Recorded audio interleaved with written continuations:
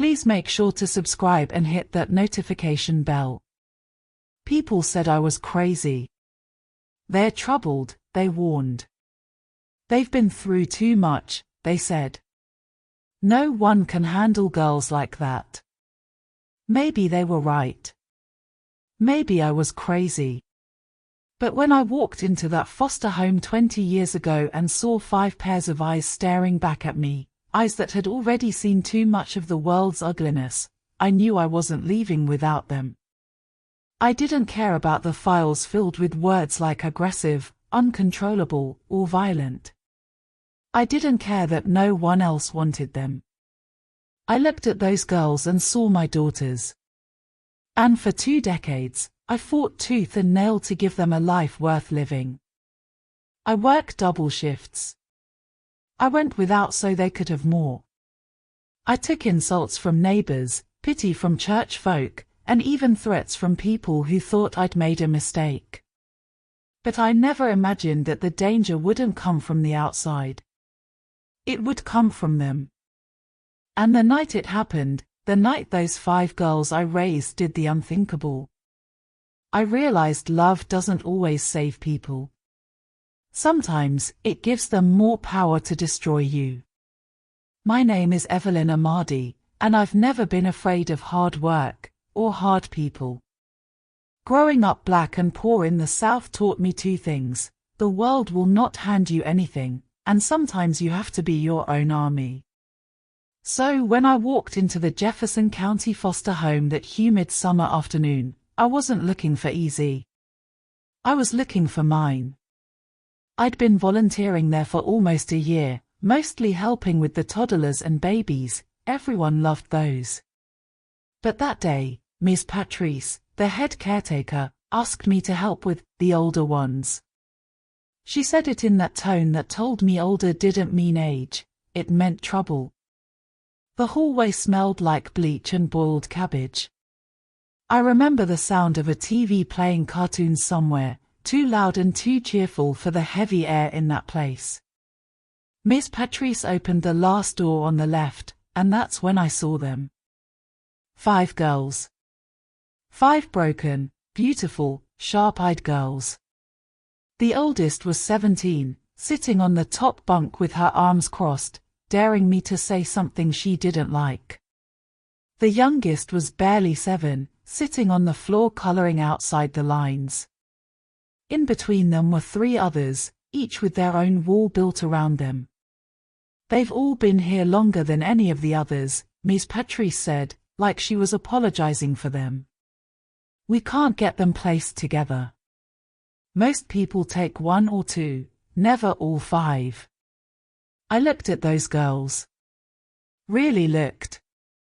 I saw defiance, fear, pride, and pain all mixed up in eyes that had learned too soon that trust is dangerous. Why not all 5? I asked. Miss Patrice blinked at me. Because nobody wants them all. Well, I said, squaring my shoulders, I do. The paperwork took weeks, but the memory of the day I brought them home will never leave me. It was late August. The sun was dipping low, burning the sky orange and gold, and my old Chevy van rattled like it was protesting the extra weight. 5 girls, each sitting apart from the other, like strangers on a bus, though they'd lived in the same foster home for years. I glanced at them through the rearview mirror. The oldest, Rachel, sat by the window, staring out like the world didn't deserve her attention. Next to her was Peace, 14, chewing gum hard enough to break teeth. Yanelle, 12, clutched a worn stuffed bear like it was the only friend she trusted. Then there was Kira, 10, leaning forward in her seat, eyes darting around like she was already planning an escape route. And my baby, Maya, 7, humming to herself, blissfully unaware of how much hurt could hide in a house. When we pulled into my driveway, a small brick house on the edge of town, they didn't say a word. Just stared. This is home now, I said, turning to face them. Rachel's gaze flicked to the peeling paint on the porch rail, then back to me. For how long? As long as you'll have me, I said. Inside, I'd done everything I could to make the place welcoming. Fresh sheets. New clothes folded on each bed. A home-cooked meal on the table, fried chicken, mac and cheese, collard greens, and cornbread, because food was the language I knew best. But they didn't rush to eat. They didn't explore the rooms. They didn't smile. Instead, Rachel leaned against the doorway with her arms crossed. What's the catch? No catch, I said. Just family. The silence that followed felt heavier than bricks.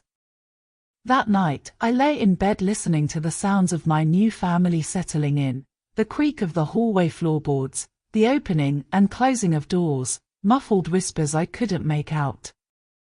Around midnight, I heard it. A slow, deliberate knock on my bedroom door. When I opened it, Rachel stood there, her face unreadable. You should know something, she said. I waited. People think they can save us, she continued, her voice low. They can't. And when they realize it, it's already too late. Then she turned and walked away, her bare feet silent on the carpet. I didn't sleep a wink after that. The first week felt like walking on glass. The girls moved around the house like they were casing it, learning its weaknesses, memorizing where the shadows fell. Rachel was the quiet leader. She didn't need to speak to be obeyed. Peace followed her everywhere, her gums snapping like punctuation to Rachel's unspoken orders. Yanelle stayed close to her stuffed bear, but I caught her eyes tracking every move I made. Kira disappeared for hours at a time into the backyard, only to reappear without a sound. And Maya. Maya clung to me, the only one who seemed to crave affection. But I knew better than to mistake her sweetness for safety. One night, a storm rolled in, thick, rolling thunder that rattled the windows. I was in the kitchen making tea when I heard movement upstairs. The creak of a floorboard. A faint whisper. Then another voice answering. Curiosity, or maybe instinct, pushed me to the staircase. I moved quietly, barefoot, so the wood wouldn't betray me. The voices grew clearer. She doesn't know, one of them said. Not yet, came the reply. There was a laugh then, low, cold. It didn't sound like it belonged in a house with children. I reached the top of the stairs and saw a faint line of light spilling from the crack under Rachel and Peace's bedroom door. I was about to knock when something made me freeze. Through that thin strip of light, I saw shadows moving, 5 of them. All the girls. But their movements weren't casual. They were in a circle, hands linked. Rachel was speaking low and fast, the words sharp, like she was reciting something. I strained to listen, but the storm outside swallowed the sound. Then, suddenly, all their heads turned, at the exact same moment, toward the door. Toward me. I stumbled back, my pulse spiking. The door opened slowly, and Rachel stood there, her eyes dark and steady. You shouldn't be listening, she said. Not angry. Not scared. Just certain. Before I could respond, she closed the door again. I went back to my room and locked the door, for the first time since I'd moved in. And I realized something that made my skin crawl. I had adopted 5 girls, but I didn't know a single one of their secrets. The storm had passed by morning, but the air still felt heavy, thick with the kind of silence that isn't really silent at all, it listens. I decided to check the backyard. Part of me just needed fresh air, but another part, the deeper part, wanted answers. The girls were all in the living room pretending to watch cartoons, though none of them were laughing. Rachel tracked me with her eyes as I slipped out the back door. The yard was still wet, the earth soft under my shoes. I walked past the flower beds, past the rickety fence, until I reached the far corner where Kira liked to disappear. That's when I noticed it, an area where the soil looked freshly disturbed, the grass torn up like someone had been digging. I crouched down. The dirt was loose enough that my hands sank into it. My fingers brushed something hard, metallic. My stomach tightened. I dug faster until I pulled out a small tin box, rusted but intact. I hesitated before opening it, listening for movement from the house. Nothing. Inside was a stack of old photographs, edges frayed, colors faded. Every photo was of a different child, 5 in total. Each one looked bruised, scared, and each had a number written in red ink on the back. Rachel. Peace. Yanel. Kira. Maya. But that wasn't the worst part.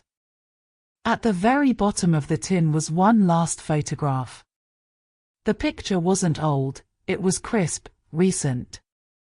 And it was of me. The photo shook in my hand, but my mind refused to process it. My first thought was irrational. Maybe it was a prank. Maybe one of the girls had swiped it from my dresser. But there was no laughter in that house.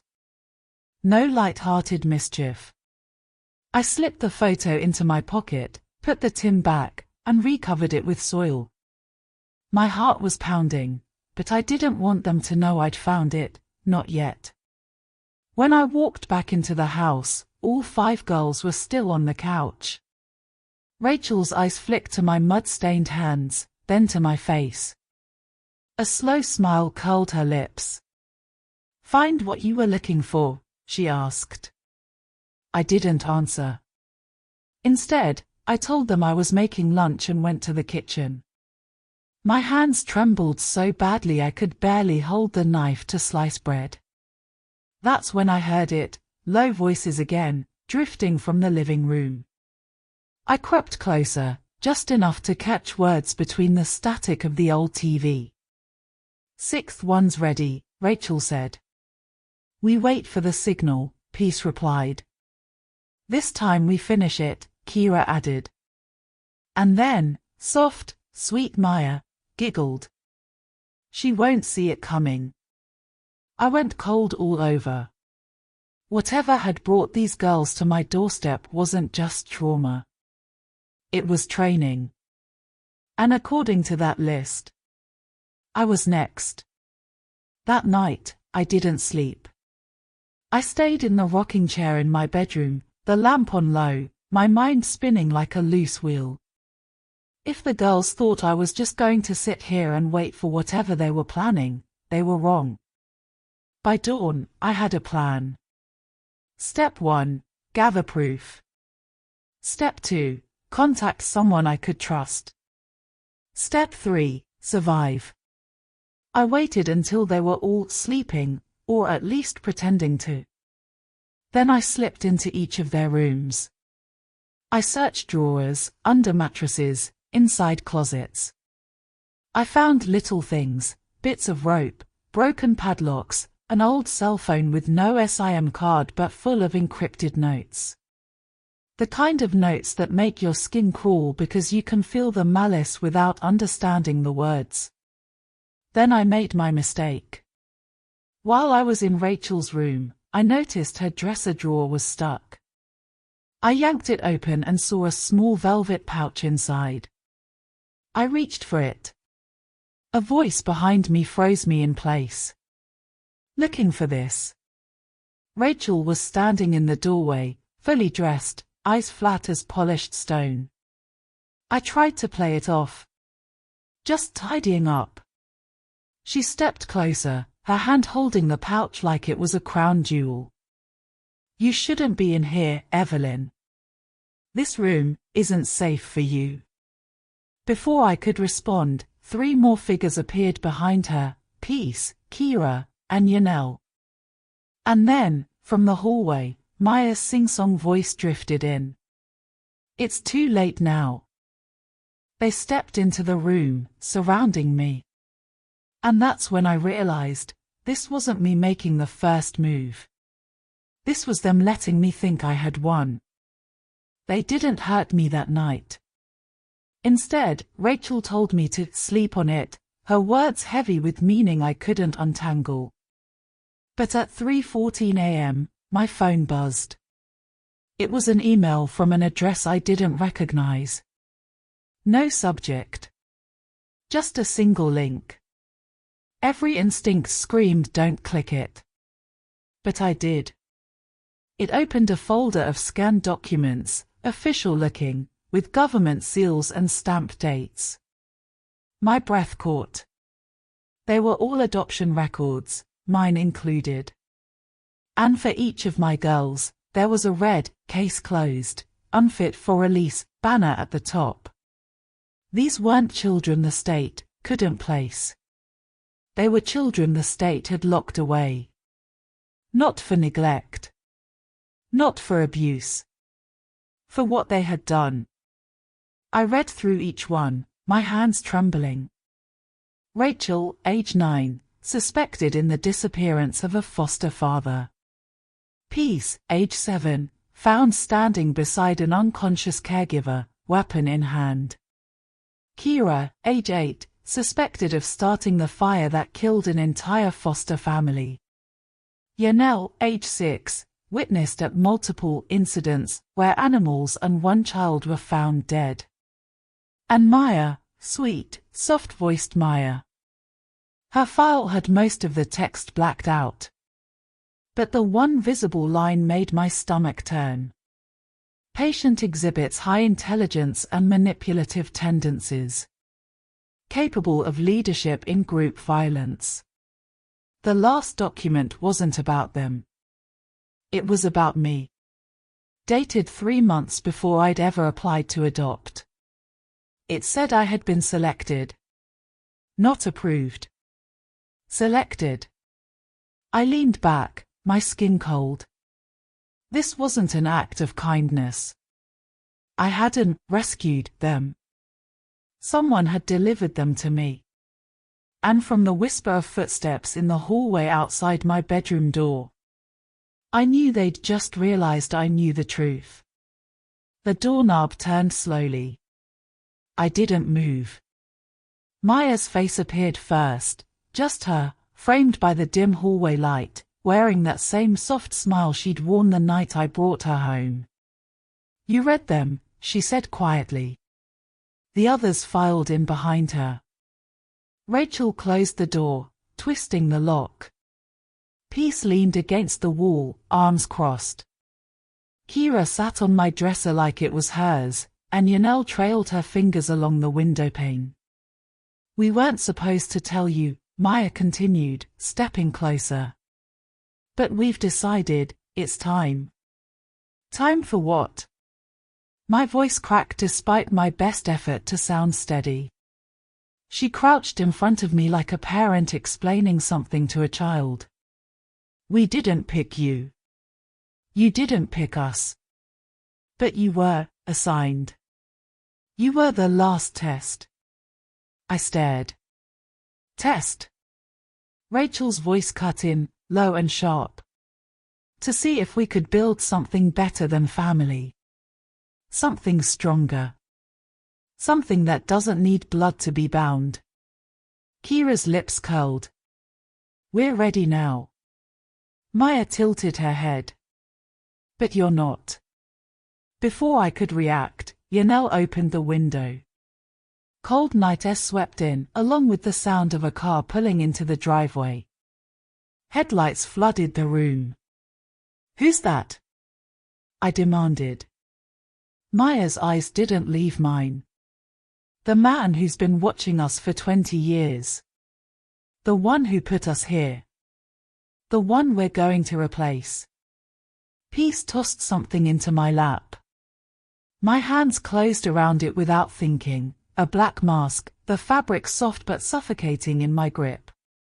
"You're coming with us, Evelyn," Maya whispered, her breath warm against my ear. "And when this night is over, you won't be our mother anymore." The headlights cut off. Footsteps approached the door downstairs. And for the first time since adopting them, I realized I wasn't the one saving them. They were about to change me. The news called it a boardroom coup. That's not what it was. The man who walked into my house that night never left. Not alive. I didn't see all of it, some of it, I think, they shielded me from. But I remember the sounds. The quick, efficient way they moved. The silence afterward. By sunrise, the girls were gone. So was his car. So was his life. For months, I heard nothing. Then, little by little, pieces began to surface, not in my inbox, but in headlines. Rachel A. Blackwell, CEO of Blackwell Holdings. Peace Lawson, Head of Private Security. Kira Jackson, Chief Strategist. Yanel Ross, Director of Special Acquisitions. Maya, nothing. No title. No photos. Just whispers. Every time a corporation fell in the news, every time a political scandal mysteriously ended with someone resigning, I saw their fingerprints. I tried to tell myself I hadn't been part of it. That I'd been caught in the current and pulled under. But that's not true. Because 2 weeks ago, I received a black envelope. Inside, a single plane ticket, first class. No note. No name.